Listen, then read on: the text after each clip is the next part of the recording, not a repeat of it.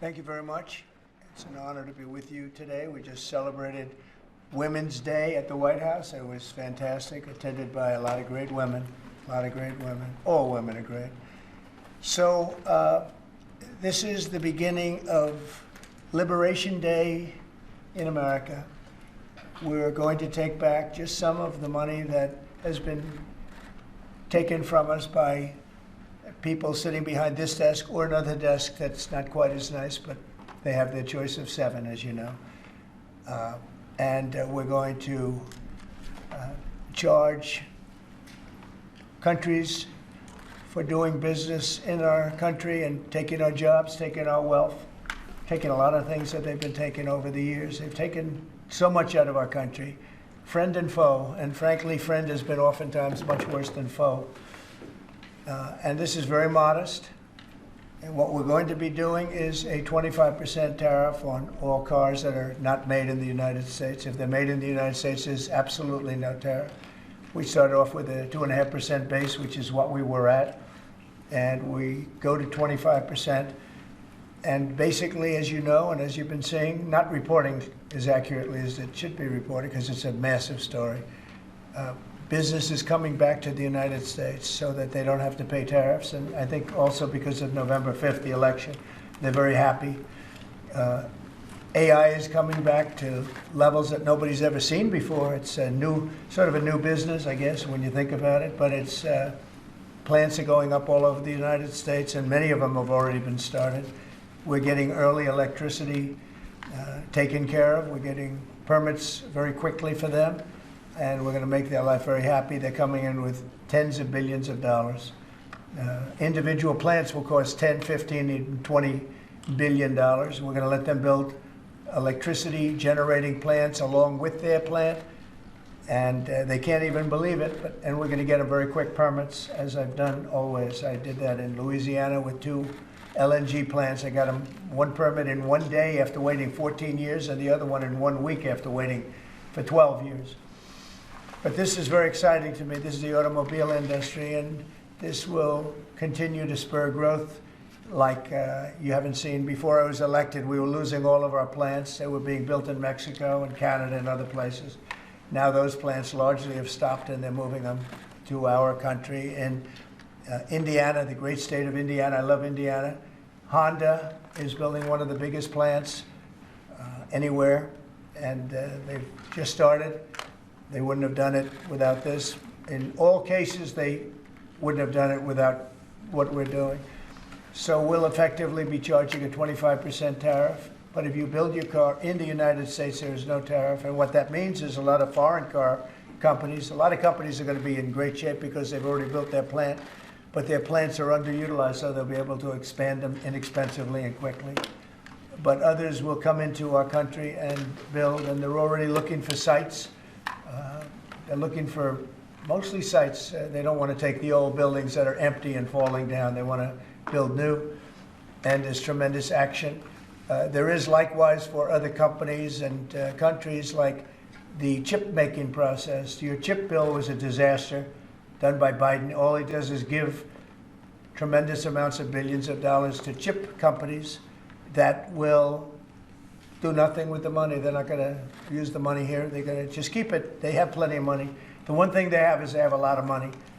In our case, all we're doing is saying you can't come in unless you build here. And the largest chip company by far is manufacturer from Taiwan is building here. And it'll give us almost 40% of the chip market just with that. They're spending almost $200 billion in the United States to build a plant. And they've almost started. They'll be doing much of the work in Arizona. So we have a lot of exciting things, but to me, this is one of the most exciting. Now, outside of one specific day, and that's Liberation Day. That's the real Liberation Day of America, and that's going to be in April 2nd, and I look forward to it. We'll have a little news conference. We'll talk about it, but this is very exciting. So we're signing a executive order today that's going to lead to tremendous growth in the automobile industry. As you know, the electric mandate that we did allows you to buy a car now, electric or gasoline powered or hybrid.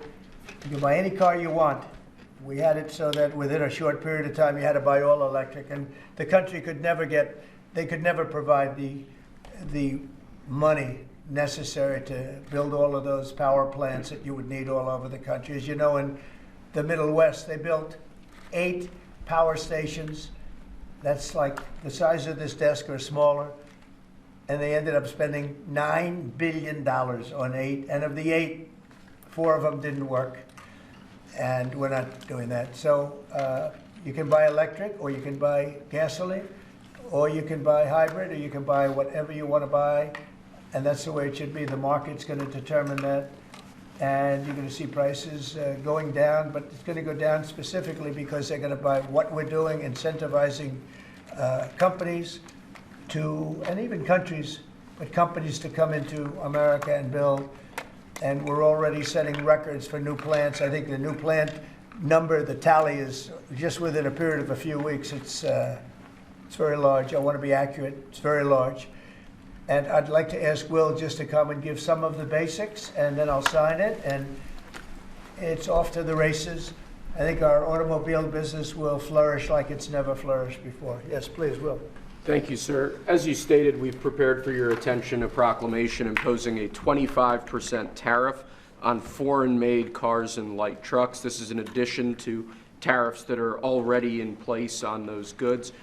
In addition to, as you said, spurring increased domestic manufacture of cars and trucks, we expect that these tariffs will result in over $100 billion of new annual revenue to the United States of America in tariff revenue. I think ultimately we could probably anywhere from $600 billion to $1 trillion will be taken in over the relatively short-term period, meaning a year from now, but starting right away. I think we'll go from 600 to $1 trillion within 2 years, and I think we'll be right from the beginning, we're going to be at a very high number, right from the beginning. And right from the beginning, you're going to have a lot of construction jobs, but you're also going to have a lot of automobile jobs. So this is very exciting, but it's also exciting because of what's happening with other aspects. We're going to be doing tariffs on pharmaceuticals in order to bring our pharmaceutical industry back. We don't make anything here in terms of drugs, medical drugs, different types of drugs that you need, medicines. It's in other countries, largely made in China, a lot of it made in Ireland. Ireland was very smart. We love Ireland. But we're going to have that. We're going to have lumber. We're going to free up some of our land. And you'll be able to meet a lot of other standards like fire cuts. If Los Angeles had fire cuts, which they didn't have, that's a gap of half a football field between areas. You wouldn't have had the fires. They would have been contained. But you have fire cuts. And by the way, you sell that wood for a lot of money, a lot of profit is made from that. But we're going to be doing lumber. We're freeing up our land so that so that we don't have to use outside sources of lumber. Energy, we're doing fantastically well at. You know, the energy prices have been coming down rapidly as we increase supply, and we've already done that. Chris and Doug are doing a fantastic job in that. That's Department of Energy and Department of Interior. And they're working together hand in hand because Interior has the land and Energy has the ability to do the drilling and do what they have to do. Our coal areas are going to be opened up for clean, beautiful coal. Germany's opening up many coal plants now. You know, they tried the wind and it didn't work. They almost went out of business. They almost went bankrupt. They tried wind, which is a disaster because it's too expensive and it doesn't look good, kills all the birds, a lot of problems. But Germany is now building a lot of coal plants. China is building one a week, think of that. And they're using coal, which is very powerful. Coal is a very powerful energy. And we're opening up our coal mines again, and we're going to do, I call it beautiful, clean coal. The technology is so good now that coal can give you tremendous power at the same time. It can be very clean. But we're also obviously doing oil and gas and various other things. You can do pretty much whatever you want. We don't like the wind because we think it ruins the landscapes, the plains, ruins them. And it's got a lot of problems. It's also by far the most expensive energy. It looks horrible in the oceans. It's dangerous in the oceans in terms of navigation. And if you look at what's happening with whales, you know, in one area, they lost 2 whales, like in 20 years, washed ashore. And this year they had 17 wash ashore. So there's something happened out there. There's something driving the whales a little bit loco, but they lost 2 in 20 years. And now they lost 17 in a short period of time. So it's something wrong out there. So this is very exciting. This is going to lead to the construction of a lot of plants, and in this case, auto plants. And you're going to see numbers like you haven't seen, both in terms of employment. It takes a little while.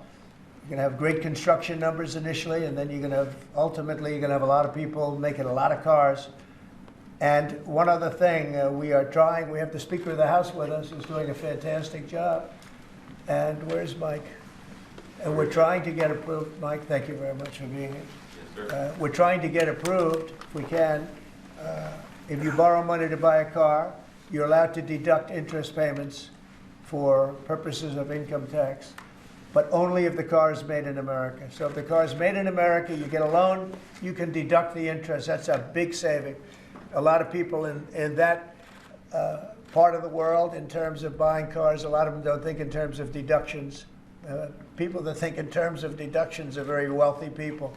But people are going to start understanding what a good deduction is all about. So when you get a loan to buy a car, and I think it's going to pay for itself. I don't think there's any cost. I think you're going to have so many cars built.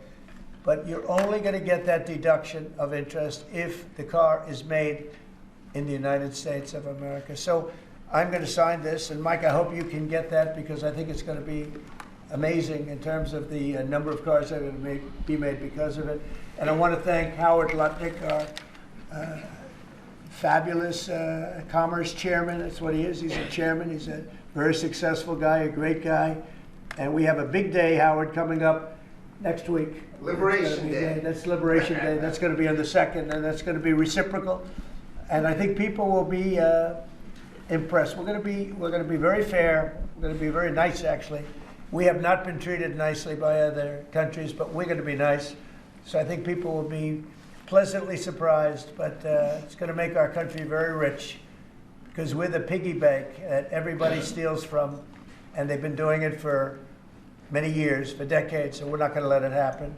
So, but we're going to treat people very nicely. We're going to treat other countries very, very nicely, and I think it's going to have a very positive effect on everybody, including those other countries. So I'll sign this, and we will see you again on April the 2nd. In terms of this, it's going to be another round, and it's about making America great again, making it strong and prosperous again. Thank you very much. So, Mr. President, on tariffs, can I ask you about tariffs, Mr. President? On the car tariffs, how do you assure that the car coming into the country is fully built? Could an automaker in Germany say, leave the tires off a car? We're going to have very strong policing, and it's pretty easy to do. If parts are made in America and a car isn't, those parts are not going to be taxed or tariffed. And we'll have very strong policing as far as that's concerned. For the most part, I think it's going to lead cars to be made in one location. You know, right now, a car would be made here, sent to Canada, sent to Mexico, sent all over the place. It's ridiculous. So this is a very simple system. And the beauty of the 25, it's one number. It's not up or down depending on the cost of the car. It's one number. And that number is going to be used to reduce debt greatly in the United States and to build things, reduce taxes. I mean, basically, I view it as reducing taxes and also reducing debt. And within a fairly short period of time, I think we're going to have a balance sheet that's going to be outstanding. Mr. President, is it effect today or on the 2nd? How do you assure Americans then that this will not cause a long-term increase in prices? Well, look, I think we're going to have a market the likes of which nobody's ever seen before, not in this country. You know, we had the best market ever in my first term. It was the strongest market ever, the best economy ever. And I think I think this blows it away. But this is something that people have wanted to do, presidents have wanted to do for a long time. A lot of them didn't understand it. It wasn't a priority for them. But foreign countries understood it very well. And they've really ripped us off at levels that nobody's seen before, but that's not going to happen. Mr. President, this is for today or on April 2nd, the auto tariffs? Say it. Do these auto tariffs go into effect today or on April They 2nd? go into effect on April 2nd. April 3rd. We're signing today. It goes into effect April 2nd. We start collecting on April 3rd. Are there any conditions under which you remove these tariffs, that are coming in on April 2nd? What does that mean? Any more tariffs on any other sectors on April 2nd, for example, chips or pharmaceuticals? Not then, but we will be putting a tariff on lumber. We, as you know, have a tariff already on steel and on aluminum of 25%, and we're taking in tremendous amounts of dollars. More importantly, our steel factories and aluminum factories are roaring. They're starting to roar. They're building new ones. I just heard from Nucor, which is a big company, a very big steel company, and they're building a massive plant for steel that they wouldn't build without this. So you're going to see things that are going to be actually amazing. And I think you already have. You know, we've had some news conferences where I can't have enough. They want to do news conferences where they announce they're going to spend 20, 30, 40 billion dollars. But Apple, as an example, is spending $500 billion. Okay, any other? On the Signal chat, Senator Roger Wicker, Chairman. Hold on one second. Yes. Mr. President, on the reciprocal tariffs next week, will those be immediately effective April 2nd on all countries, or will you focus on the worst offenders? No, we're going to make it all countries, and we're going to make it very lenient. I think people are going to be very surprised. It'll be, in many cases, less than the tariff that they've been charging us for decades. So I think people are going to be very, very surprised. And on these auto tariffs, I is think, there I think they'll be pleasantly surprised. I don't know. I think we're trying to keep it somewhat conservative. and on these auto tariffs, we saw obviously the NASDAQ 100 go down 2% at close, S&P 500 down 1%. What are you Is concerned about that market reaction? Today? Yes, sir. I didn't say that. I want to see the jobs. I want to see that'll all take care of itself. That could take care of itself in 1 day, 2 days, or 1 week. Are there any conditions under which you'd remove these auto tariffs, sir, or is this permanent for the rest of your term in office? Oh, this is permanent, yeah, 100%, yeah. Are you Did Elon Musk advise you at all on these auto tariffs? No, because he may have a conflict, so we don't talk. I've never talked to him. Elon's amazing. He's never asked me for a favor in business whatsoever. I'm actually a little surprised by it. I might do it, I might not do it. I do what's right, and he'd want me to do what's right. No, he's a patriot. He has never, you know, these are big deals we're talking about. This is probably nothing like this. And I've never had Elon come and say, would you do me a favor with the mandate or the electric mandate or anything. He's never asked me for anything. Sir, also, Do you think what's these your tariffs will response benefit to Tesla, sir? Republican lawmakers who have said today that your administration should take more accountability and not downplay what's happened with Signal that we've seen in these messages today? What Well, is I don't your know about response? downplaying. The press upplays it. I think it's all a witch hunt, that's all. I think it's a witch hunt. I wasn't involved with it. I wasn't there, but I can tell you the result is unbelievable because the Houthis are looking to do something. They want to know, how do we stop? How do we stop? Can we have peace? The Houthis want peace because they're getting the hell knocked out of them. It's been very, very strong. The Houthis are dying for peace. They don't want this. And they're bad. Look, they were knocking ships out of the ocean. You know, we had in the Suez Canal, they only have about 20% of the ships going through. They have to go through a different way, which takes weeks of travel. And that really affects commerce. But the Houthis have been hit hard, and they want to negotiate peace. But I don't think they're quite. Do you still believe there was nothing classified that was shared? Say it? Do you still believe nothing classified was shared? Well, that's what I've heard. I don't know. I'm not sure. You'll have to ask the various people involved. I really don't know. I can only tell you this. You know, you don't want to talk about it. The Houthis have been horrible to the world. What they've done, killed a lot of people, and knocked down a lot of ships and planes and anything else. You know, it's not just the ships. And they have been hit. They have been hit harder than they've ever been hit, and they want us to stop so badly. And they've got to stop. They've got to say no mas. But I can only say that the attacks. It's attacks every day, every night. It's not just the one. You're talking about one. The attacks have been very successful. Even beyond our wildest expectations. We've hit them very hard, very successfully, and we're going to do it for a long Senator Republicans had asked for Republicans have asked, said that they have formally asked the administration for an inspector general report on the signal issue. Will you agree to that? It doesn't bother me. I don't know. I want to find if there's any mistake or if a signal doesn't work. It could be that signal is not very good. It's a company. Maybe it's not very good. I think we'd rather know about it now.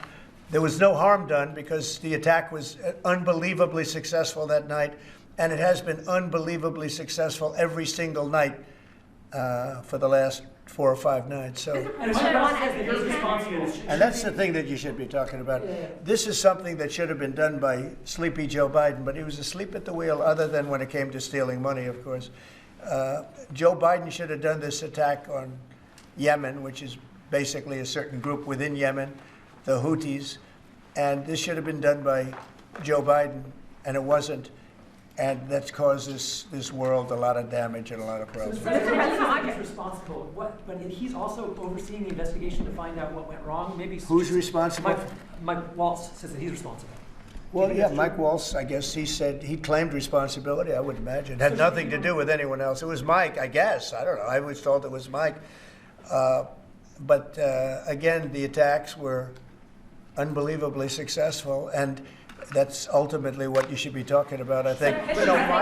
Mike did, he took responsibility for it. Should Secretary consider his position over this, Mr. Say it? Should Secretary Hegseth consider his position over the signal? Hegseth is doing a great job. He had nothing to do with this. Hegseth. How do you bring Hegseth into it? He had nothing to do. Look, it's all a witch hunt. Here we are talking about some of the greatest business deals ever made. The greatest companies in the world are moving into the United States, and you want to ask about whether or not Signal works. I don't know that Signal works. I think Signal could be defective, to be honest with you.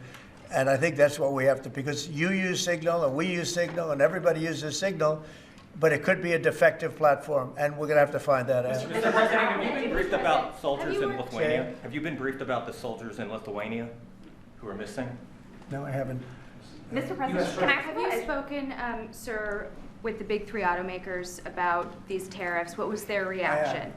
What was their reaction? It depends on whether or not they have factories here. I can tell you, if they have factories here, they're thrilled. If you don't have factories here, they're going to have to get going and build them, because otherwise they have to pay tariffs. Very simple. And most of those have pretty big factories here, like General Motors has big factories here. They're going to move their parts divisions back to the United States, because some of them were made in Canada and some of them were made in Mexico and other places. They'll be moving their parts division back to the United States in factories where they may be at 60% capacity, so they don't even really have to build too much of a factory. But generally speaking, if they have factories here, plants here, where they make their cars and equipment, but they make their cars here, they are thrilled. Same thing with the steel industry. Steel industry is now paying a 25% tariff, as you know, I put it on last week, and the business is roaring in the United States. And we can't, because of military, we can't lose the steel industry. If I didn't put the initial tariffs on steel in my first term, you wouldn't be able to have a military, because we wouldn't have, every steel company would be bankrupt in the United States, and every plant would be closed. But now they're booming. And putting this tariff on, this additional tariff for steel and aluminum, it's making them thrive. And it's already happened. Mr. President, you're coming up on the deadline for the TikTok sale. Will you extend that deadline if you don't have a deal? Do you support Oracle? Well, we will have a form of a deal. TikTok is very popular, very successful, very good. We're going to have a form of a deal, but if it's not finished, it's not a big deal. We'll just extend it. I have the right to have the deal and to extend it if I want. So we'll see whether or not we have a deal. We have a lot of interest in TikTok. Is there a way for a U.S. company to operate it and ByteDance to still have a share of the algorithm without putting there are numerous ways you can buy TikTok, and we will find the one that's best for the country, for our country. I'm worried about our country more than anything else with respect to TikTok. And China is going to have to play a role in that, possibly, in the form of an approval, maybe. And I think they'll do that. Maybe I'll give them a little reduction in tariffs or something to get it done, because every point in tariff is worth more money than TikTok, if you think. Every point. Tariff is a much bigger world, and TikTok is big, but every point in tariffs is worth more than TikTok. So in order to get China to do, maybe I'd give them a reduction in tariffs as an example. Sounds like something I did. Do you think these auto tariffs are going to be good for Tesla, sir? Good for who? Tesla, which makes its cars in the United Well, States. he is a fantastic Tesla. Will tariffs be good? I think they may, it could be a net neutral or they may be good. He has a big plant in Texas. He has a big plant in California. And anybody that has plants in the United States, it's going to be good for, in my opinion. Mr. President, you said you want to return education control to the states. How would you handle it if a state like California were to put in place education policies? You know, I haven't seen a disagree mask in so long. You're wearing a mask. So nice of you. I haven't seen anybody wearing a mask in a long time. It's good. You feel more comfortable, right? Yes. Good. That's good. Education- So go ahead. You said you want to return education control to the states. How would you handle it if a state like California were to put in place education policies you disagree with? Well, I think that California is going to be tougher because they're doing badly on everything they do. You know, everything they touch turns bad. So a place like California would be tougher for education. But what I would see with California is you'd have a Los Angeles department, and you'd have Riverside. You'd go to various places. And I think you'd have some great areas in California, and then you'd have some, like everything else, that doesn't work so well. But ultimately, I think it would be very successful. I think in New York, as an example, you'd go to Long Island, Westchester, you may have Nassau County, Queens County.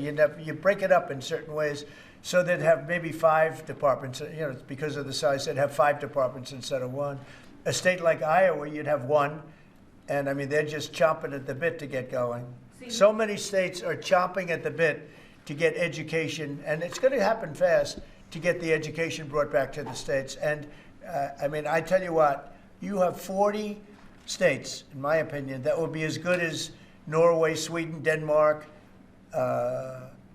You take a look at those 3 are among the top, and they've been there for a long time. But I think you'll have a lot. Finland is very strong. Frankly, China is very strong. China's in the top 10. And that's something considering the size, so it's not only a size thing. But Norway, Sweden have been very good. Denmark has been very good.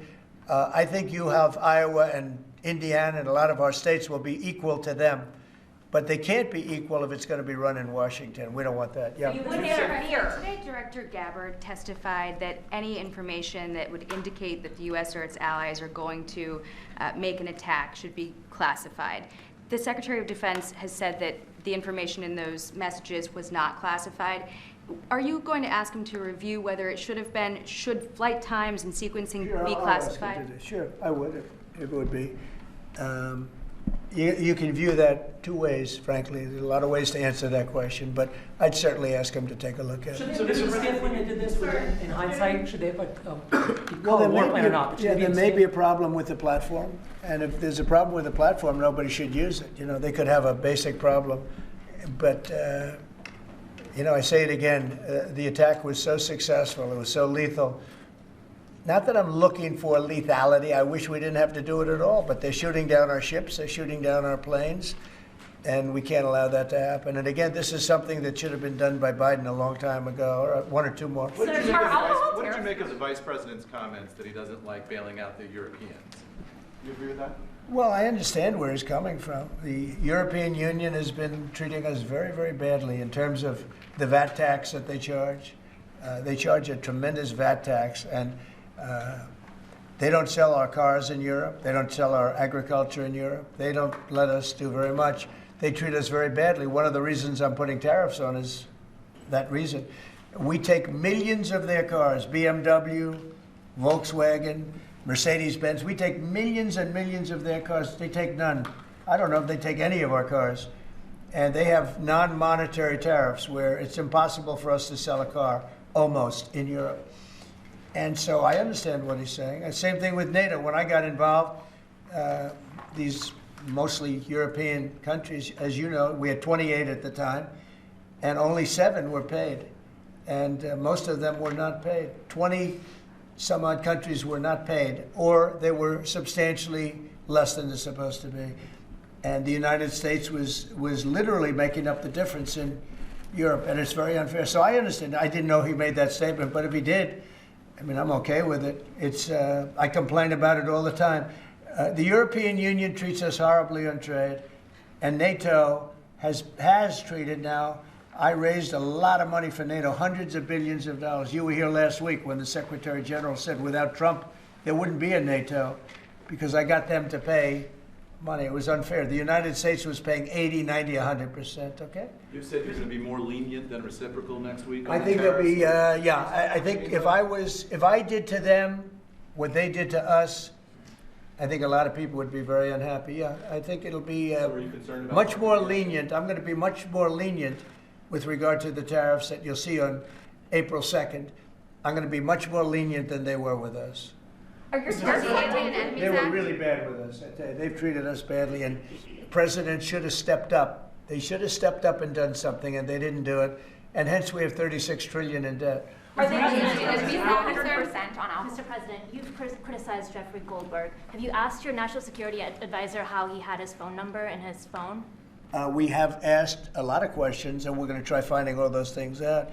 No, I just know Goldberg. He's a sleazebag. You know, his magazine's terrible. He's just a guy that I never had a lot of respect for. Are you sure that 100%? Just how far are you prepared to go on Greenland? You said this morning that the United States needs Greenland. How We far are you need prepared Greenland to go? for national security and international security. So I think we'll go as far as we have to go. We need Greenland. And the world needs us to have Greenland, including Denmark. Denmark has to have us have Greenland. And, you know, we'll see what happens. But if we don't have Greenland, we can't have great international security. If you look at the ships outside of Greenland, China, Russia, places that we have to be there. If we're not there, we can't have national or international security. So I view it from a security standpoint. We have to be there. What's the reason President decided to join his wife instead of sending her? She was going to go solo to the dog sled race, and now he's going along on Friday. Who's going The into vice president. But Usha was going to go to Greenland on her own. I don't know. I'm not sure. I think you may have JD going, actually. Yeah. I don't know if they've split that up, but Usha's great. But I understand JD might be going. So. The European Union has voted or decided against Apple and Google during the Digital Markets Act, and they're the first U.S. companies they targeted with that. An Apple executive told me they believe that it's politically motivated because of the tariffs on April 2nd. The European Union is suing a lot of our companies, like Apple, and they have a $17 billion judgment. And they're suing Google, they're suing Facebook, they're suing a lot of other companies. And they use that money it's like a tariff. They go before judges that are very pro-European Union, to put it mildly. I have that same thing here, but I don't think the people are going to stand for it, actually. Are they using it as leverage? No, they're just taking advantage of American companies, and we're not going to let them do it anymore. Okay? Thank you very much, everybody. Thank you, press. Thank you, press. Thank you. Thanks, guys. Thank you. Thank you. This was the FIFA trophy. Thanks, guys. Thank you, press. Thank you. Thank you. Thanks, guys.